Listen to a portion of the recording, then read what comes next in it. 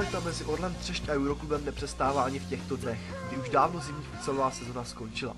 Nyní se hraje tenis.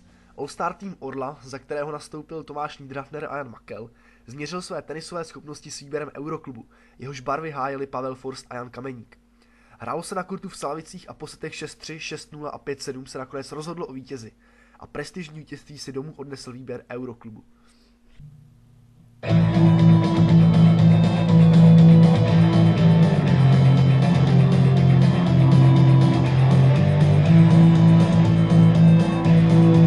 V krátké reportáži z tohoto utkání si můžete poslechnout rozhovor s oběma hráči Tomášem Niederhafnerem a Honzou Makelem.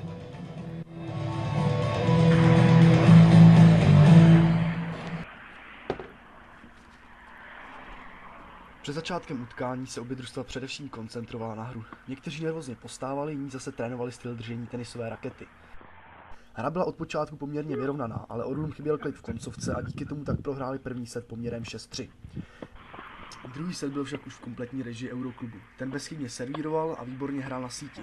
Proběhla i taktická porada mezi Forstem a Kameníkem, která ještě víc tmelila a ve druhém setu soupeře vyprovodili kanárem 6-0. Třetí set se hrál už jen pro zábavu a v něm Orel nakonec v tiebreaku vyhrál poměrem 7-5.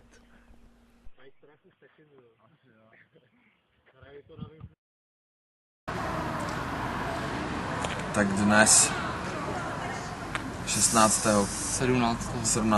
5. se odehrálo prestižní utkání v tenise mezi All-Star týmem Orla a Euroklubem.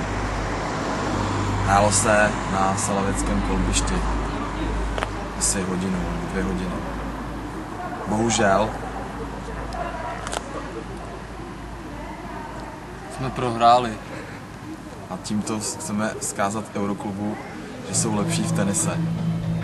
Prostě jsme vybouchli.